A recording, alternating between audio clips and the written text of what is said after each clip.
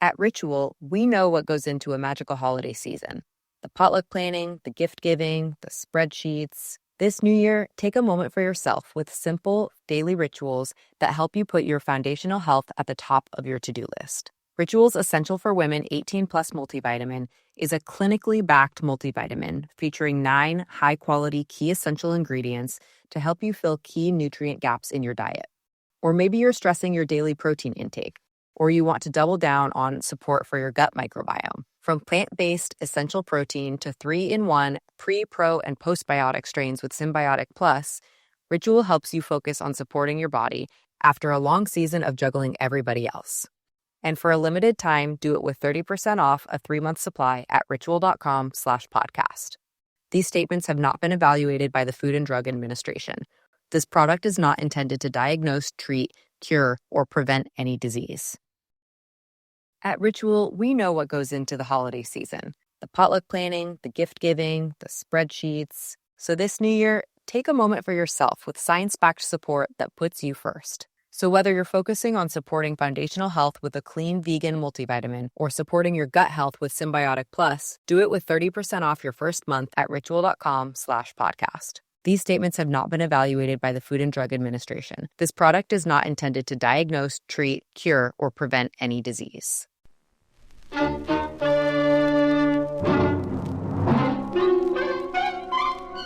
Box 13, with the star of Paramount Pictures, Alan Ladd, as Dan Holliday.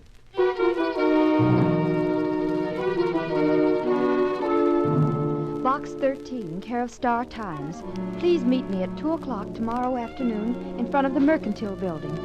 You can do me a tremendous favor, perhaps change the whole course of my life. I shall be wearing a brown gabardine suit, and I'll be carrying a forest green suede hat. I'll be carrying a forest green suede handbag. That was all. No name, no initials. Just the letter. Well, it didn't sound like much of an adventure. Brother, but how I could have used a crystal ball in good working order.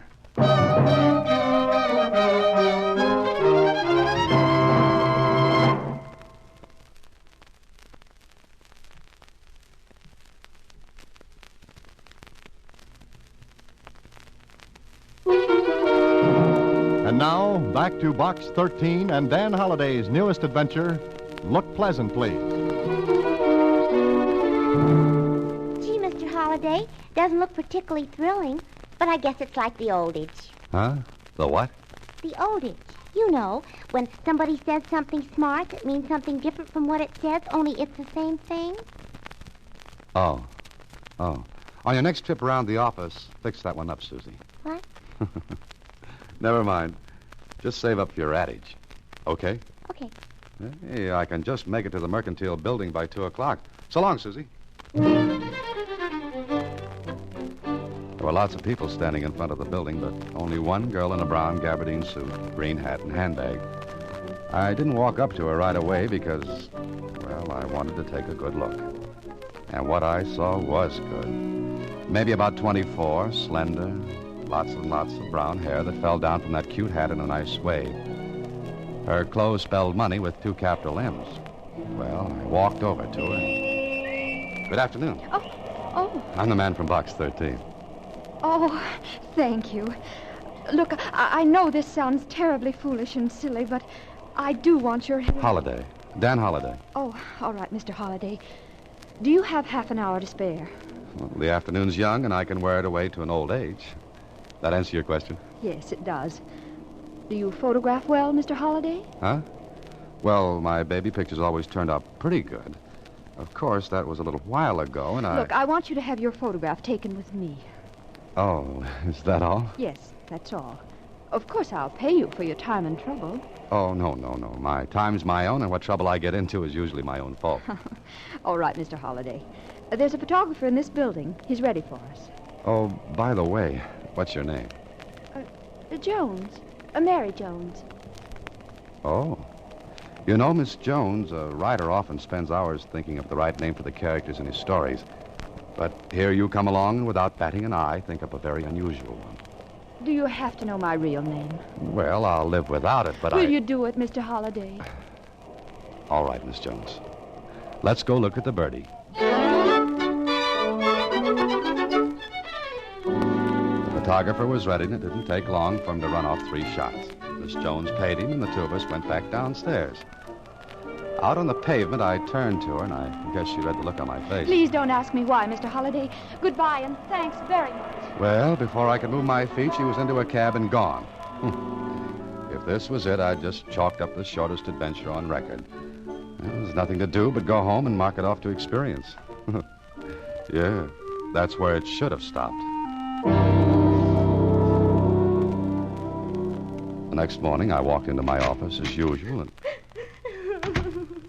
Hey, what is this, Susie? You could have told me. Told you what? I quit. You didn't trust me. Oh, Susie, will you stop?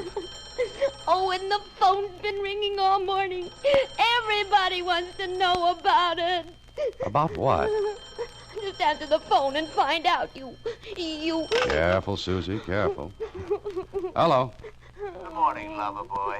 Oh, Kling. Well, how's the police department? It's bright and early. It's not good to hear your voice. I called for information. Yeah, what kind? What about? Well, shall I wear my organdy hat and crepe de chine bed? What are you talking about? What is the matter with everyone? Well, nothing, angel face. All's well with the world. And about $15 million. Everybody's crazy. Yeah, everybody but you. Oh, nice going, Holiday, nice going. Am I invited, or don't you want cops? It might make the thing look bad, you know. In 2 seconds, Kling, I'm going to hang up on you. What goes? Don't you ever read the papers? Or don't you know what's going on in your life? Now, listen, Oh, go arrest somebody.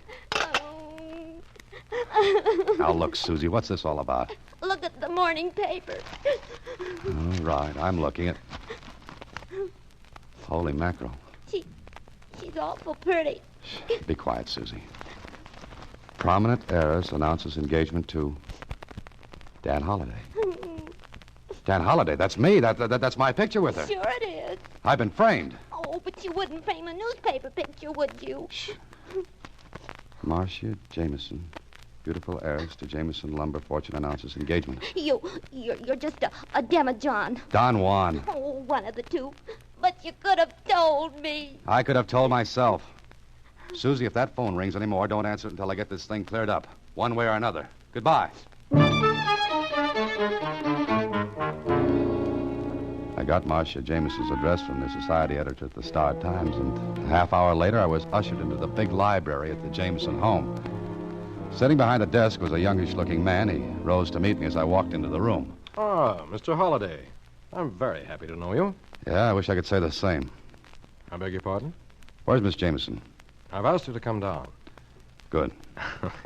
I suppose I'd better introduce myself. I'm Roger Jameson, Marcia's uncle and guardian. Well, she needs one. I don't understand. Well, that makes 2 of us.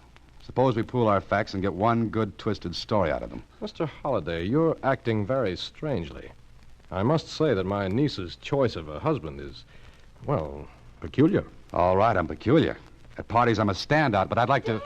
Dan, darling, how nice of you to come this morning. What did you expect? You, of course. You've met Uncle Roger. Yes, Marcia, we've met. Oh, I want you two to like each other. Oh, fine. I love everybody in the world, but Uncle Roger, could I speak to Dan alone, please? Certainly, Marcia. You'll stay for lunch, Mr. Holliday? No, thank you. Oh, yes, he will, Uncle Roger. Good. We'll have a long talk. Now, Miss Jameson. Why did you come here? Maybe you haven't seen the morning paper. Mr. Holliday, Dan, help me. I did, and I've got engaged. Look, Miss Jameson, Marcia. I don't know you that well. We just became engaged this morning. Dan, it's imperative that you act as my fiancé until after the 16th of this month. Well, what happens then? Oh, Dan, if you'll just do what I ask until the 16th. On that day, yes, come in. Lunch is ready any time. You are staying, Mr. Holliday. Yes, he'll stay, Uncle Roger.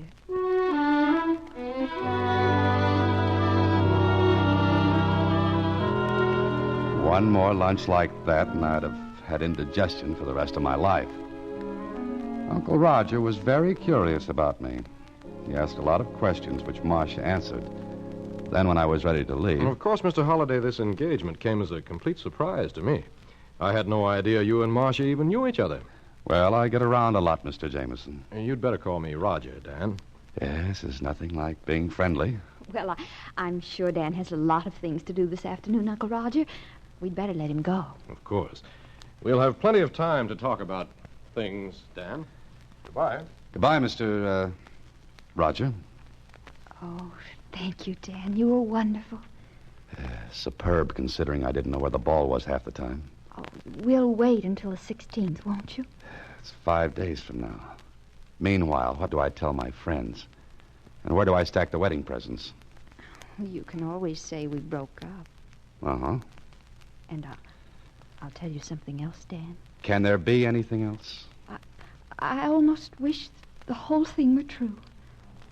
Goodbye, Dan. And with that, I was left standing on the elegant steps of the Jameson Castle.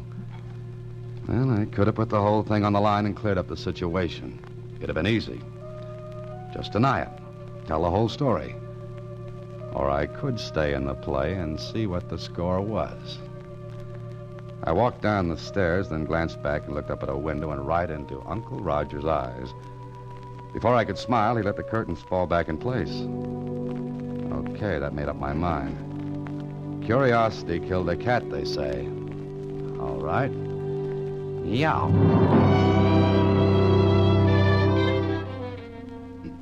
Well, Danny, welcome to the Star Times.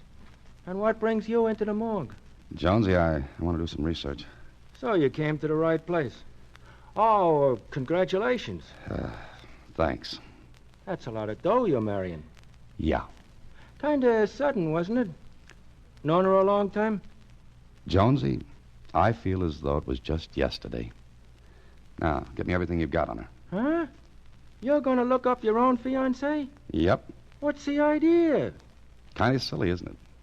Well, it's your business. I can put my fingers right on the stuff you want.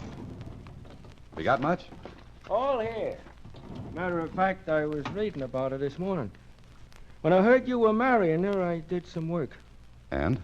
Well, on the 16th of this month, she comes into about 15 million. What? Yeah. But she has to be married by then. Oh. How come? Her father's will says so.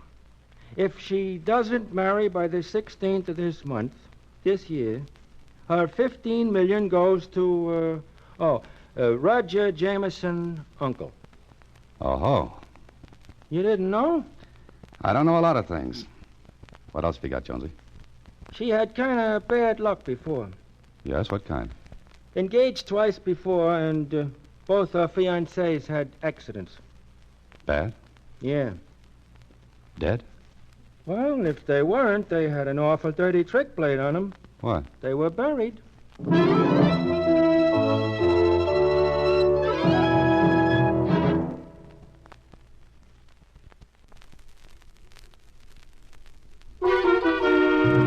And now, back to Look Pleasant, Please.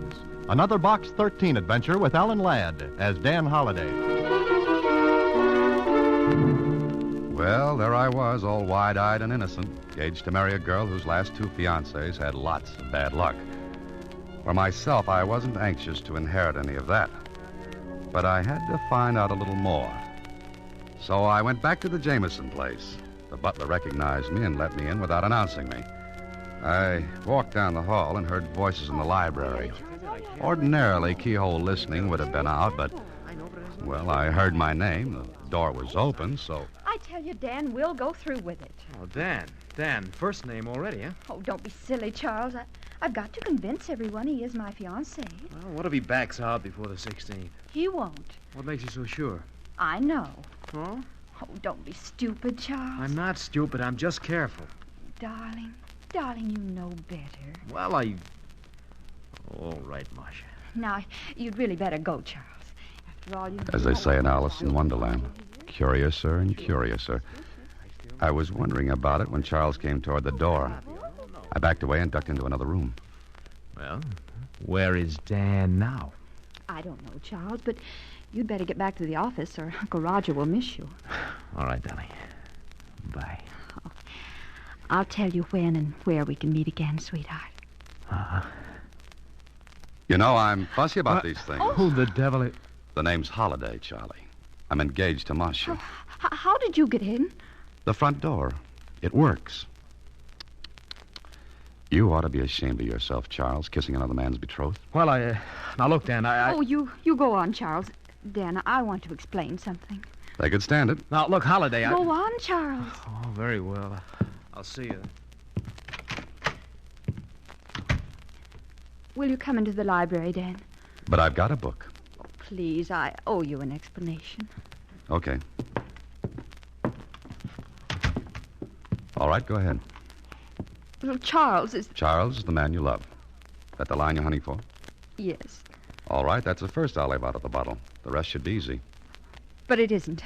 You see, Dan, your life's in danger. Yes, I gathered that from the things I read a while ago. You read. Yes, the newspaper files. Oh, Dan, if you want to, you can back out. Uh-huh, I know. But maybe I'm more than a little curious. But you know about my two fiancés. Extinct. Uncle Roger killed them, or had them killed. And Uncle Roger knows nothing about Charles? No. The aforementioned uncle thinks I'm fiancé number 3 in order of appearance. Uncle tries to put a block on me while Charles goes for a touchdown, right? Oh, you make it sound so brutal, heartless. Got any other words for it? You and Charles live happily ever after. I don't. All right, you can do as you please. I was going to ask you to go through with it, but I can't. So before I left, I promised Marcia I'd stick it out another day. Okay, I'm a sucker. But if Uncle Roger was going to toss a curve, I'd at least be waiting for it. But before I went any further, I called on Lieutenant Kling, told him what was up. He was very sympathetic. Oh, what a story. Ha, ha, ha, ha. Strikes you funny, huh? Yeah. All I want to know is, was there anything that might have tied the uncle in with the deaths of Marcia's fiancés? No. You're sure? Sure I am. When I read about your engagement, I remembered her name. And? Those deaths were accidents. And the uncle? Clean. Look, Kling, maybe he's smart. Yeah, could be. There are lots of smart people in the world. Oh, but I'm not one of them. Is that it? Look, Holiday, I warned you that someday your Box 13 routine would land you in a slippery spot. Okay, it's up to you to keep your footing. Kling, just suppose I lead with my chin, and Uncle Roger takes a poke at it. Would that open up the other 2 cases? Sure. All right, maybe I'll do it. Holiday, What? look, take it easy. Why, Lieutenant, you sound concerned for me. I'd miss having to hold your hand every once in a while. Well, what are you going to do now? Call on Uncle Roger and make like a sucker.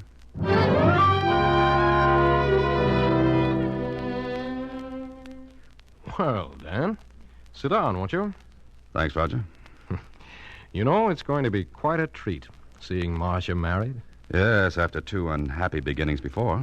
Oh, you know about those? Marcia told you, I suppose. In a way, yes. Mm-hmm. You wanted to see me about something, Dan? Oh, just a social call. If you're busy, I can... Oh, no, not at all. I was about to leave anyway. You know, Roger, it's very strange. Strange? What is? You haven't asked me anything about myself. I don't have to, Dan. Meaning? I've been very busy since this morning. You see, I have quite a bit of influence. Connection, so to speak. And they told you what? Who you are, where you live, what you do for a living. Dan, how much do you love Marcia? I'm going to marry her. You have quite a good income, so it's not the money you're after. Obviously. Dan, I'd give anything in the world to see Marcia happy. We practically grew up together. There's only 10 years difference in our ages. You see, my brother was 20 when I was born. Oh, I see. Marcia is my only living relative. Oh. Then I understand your concern for her. I'm glad you do. I want to show you something. Miss Claridge, bring in the Jameson estate papers, will you? Thank you. What's that for? Dan, you write mysteries, among other things.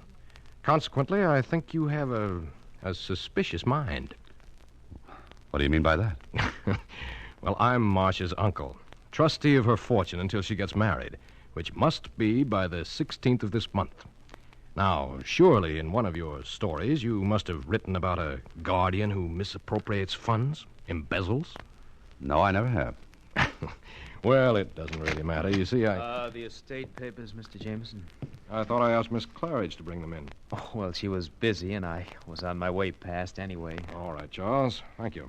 Oh, Charles, this is Dan Holliday, Marcia's fiancé. Dan, this is Charles Crane. How are you? Fine. Congratulations.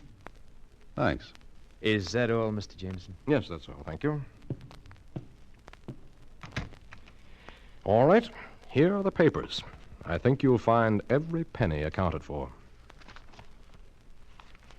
Everything in order, Dan? It looks like it. We're going to get along, Dan. Get along beautifully. I wonder for how long. If Uncle Roger was planning on making me number 3 on his hit parade, he was playing it smart. Oh, he was smooth. So smooth that I stayed at a hotel that night. If Uncle Roger knew where I lived, I might have visitors. And of course, I didn't sleep much. It was a lot of thinking to do. And it added up to something funny. The next day was Saturday, and it came in handy because Uncle Roger's office was closed. And I wanted to see something there. I called on Marcia and told her. Maybe she was a little surprised. Why do you want to go through the files, Dan? I've got a hunch, Marcia. Maybe Uncle Roger didn't show me the right papers. For the estate? Yeah, that's it. Have you got a key to the office? I can get one, and one to the files. Get them for me, will you? Say, where's Uncle Roger today? Oh, on the yacht, anchored outside the harbor.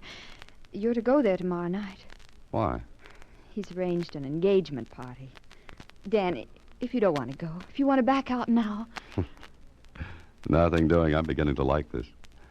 All right, Marcia, give me the keys.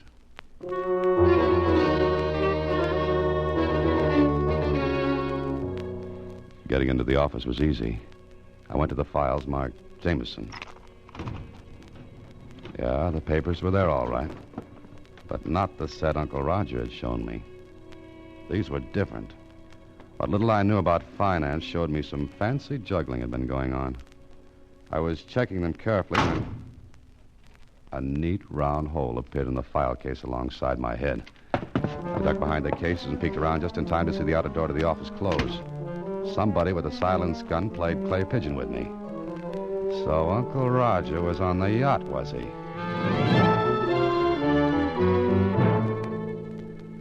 When I got back out on the street, a storm had kicked up. I took a cab back to my apartment and phoned Marcia. She didn't answer. The butler said she had gone and Uncle Roger was on the yacht. Late in the evening, I received a note from Marcia. Dan, I'm terribly frightened. Uncle Roger insisted that I come to the yacht tonight. I'm writing this note from my cabin now. I know something dreadful will happen, so please, if you can, come at once. There are speedboats at the dock to take you out. But be careful, Dan. Be careful. It could have been a trap, but I compared the writing on this note with her first letter to Box 13.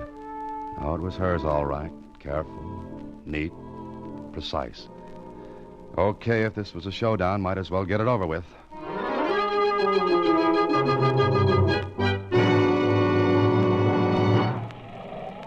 When I got there, the yacht was pitching and rolling like a bad bronc with a burr under his saddle.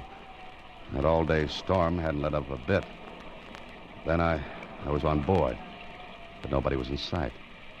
There was one cabin with a light inside. I went to it, opened the door. Holiday, what are you doing here? Visiting? I don't understand. Didn't Marcia tell you the party was tomorrow night? I like to be early for appointments. Where is Marcia? What's the matter with you? She's not here. Oh, yes, she is. Have you gone crazy? Not yet. Sit down, Uncle Roger. Oh, all right. You know, Uncle Roger, I don't like being shot at. I don't know what you're talking about. Where is Marcia? Cut it out. Yes? What were you going to say? Well, what's the matter? Have you got a gun?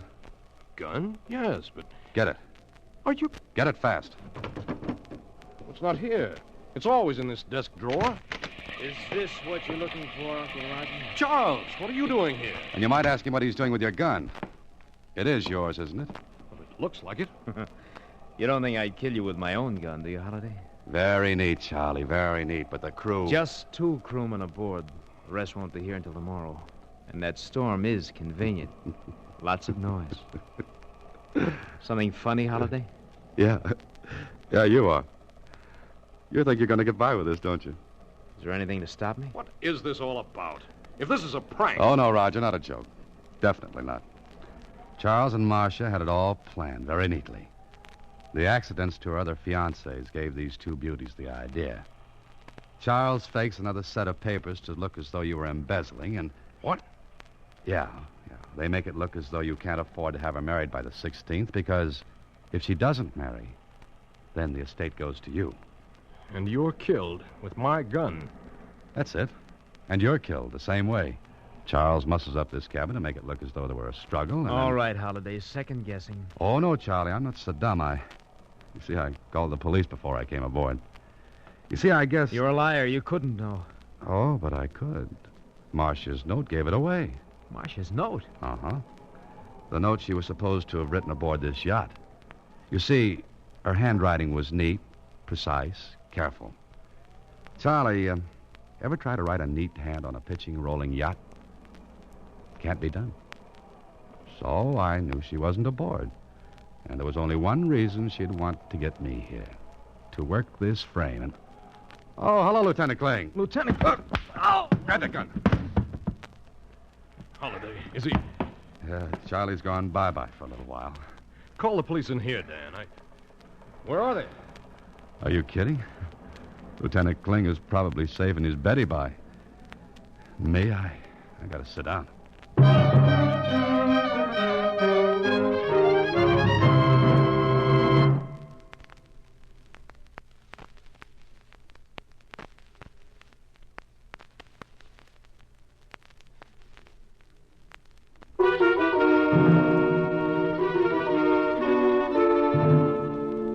You see, Susie, they weren't satisfied with $15 million. They wanted Uncle Roger's money, too. Which they would have had if that frame had worked. Uh-huh. Hey, what are you doing? What do you got there?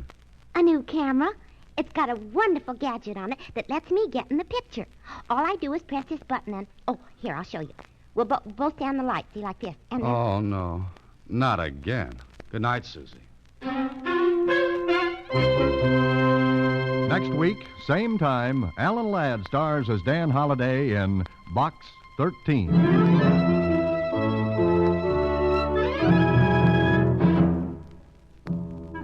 Alan Ladd appears through the courtesy of Paramount Pictures. Watch for him in his latest picture, Saigon. Box 13 is directed by Richard Sandville, with an original story by Russell Hughes, and original music composed and conducted by Rudy Schrager. The part of Susie is played by Sylvia Picker, and that of Lieutenant Kling by Edmund McDonald. John Beale played Roger Jameson. Production is supervised by Vern Karstensen. This is a Mayfair production from Hollywood.